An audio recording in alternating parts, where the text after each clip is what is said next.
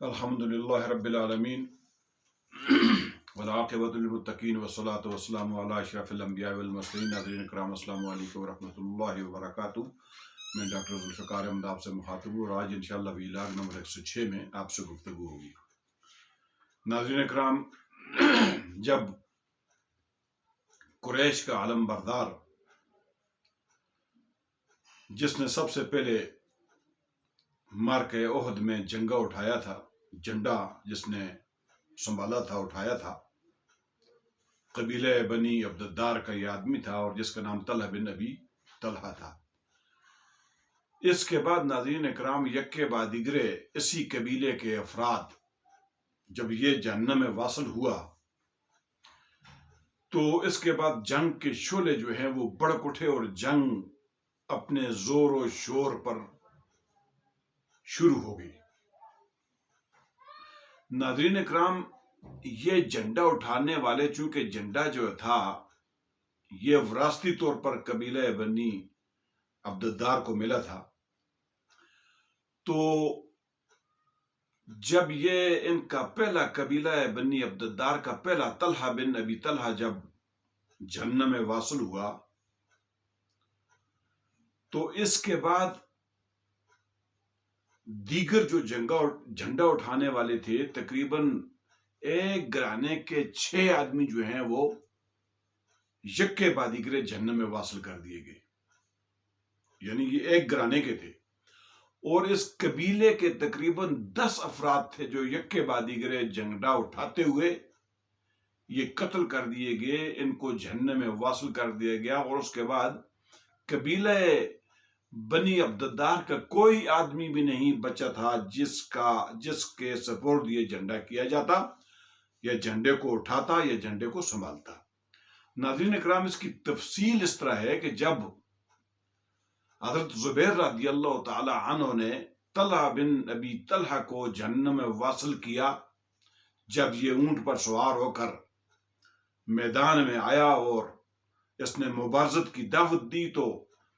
हज़रत ज़ुबैर रज़ियल्लाहु ताला अन्हु शेर की तरह जस्त लगाकर ऊंट के ऊपर छलांग लगाकर इसके ऊंट के ऊपर चढ़ गए और इसको काबू कर लिया। काबू करने के बाद इसको लेकर जमीन पर गिरा दिया, खुद भी गिर गए, इसको भी गिराया और गिरते ही नीचे इसकी गर्दन को तलवार से काट कर दो कर दिया। ये पहला शख्स था बनी अब्दुद्दार का जो जहन्नम में वासल हुआ। नाज़रीन इकराम, इसके बाद तलहा के बाद, यानी तलहा बिन अबी तलहा के बाद परचम जो है इसके भाई उस्मान बिन अबी तलहा ने उठाया, मगर उसको भी जहन्नम में वासल कर दिया। और इसको जहन्नम में वासल करने वाले थे कौन? हजरत हमजा बिन अब्दुल मुत्तलिब रज़ियल्लाहु ताला अन्हु। नाज़रीन इकराम, हजरत हमजा रज़ियल्लाहु ताला अन्हु ने ऐसी तलवार का वार किया इसके ऊपर, उस्मान के ऊपर, उस्मान बिन अबी तलहा के ऊपर, कि इसका कंधा जो है कटते हुए ये नाफ तक ये इसका पूरा काट के रख दिया और उसके बाद ये गिर कर ये भी जहन्नम में वासल हो गया। इसके बाद इसी कबीले बनी अब्दुद्दार का तीसरा आदमी जो है अबू सअद बिन अबी तलहा ने झंडा उठाया,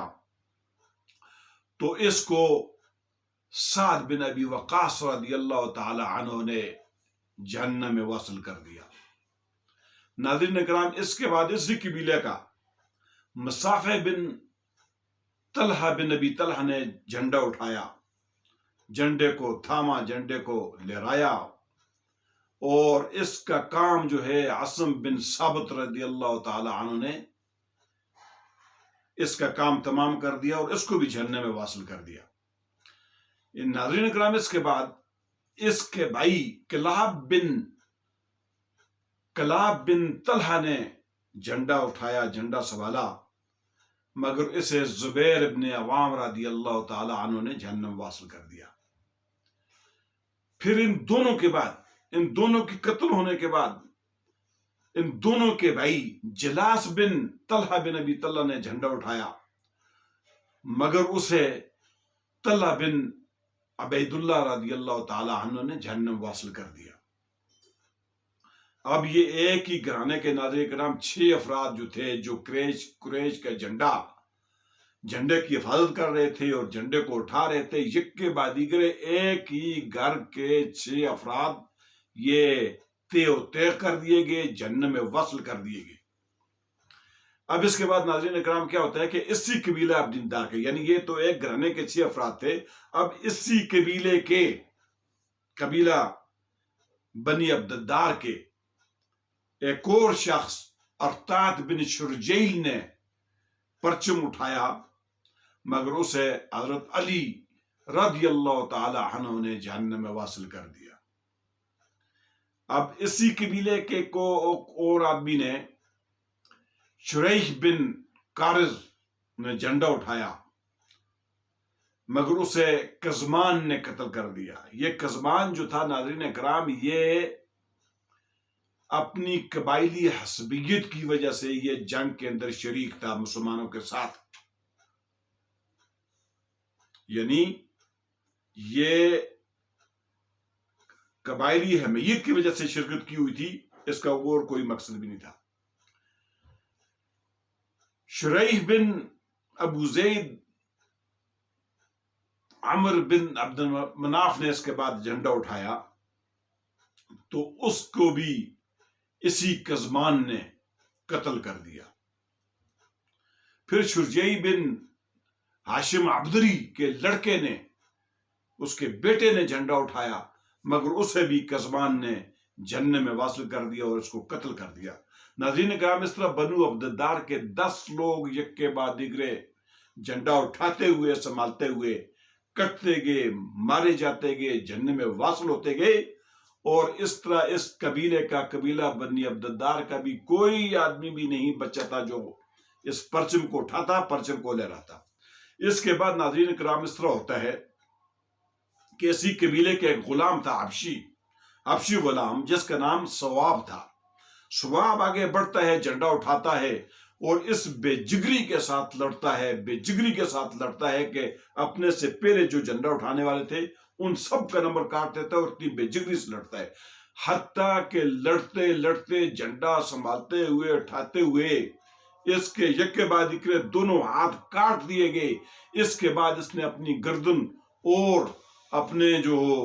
ٹخنوں کے سہارے اس نے جھنڈے کو لہرایا، مگر اس کے باوجود بھی اس کو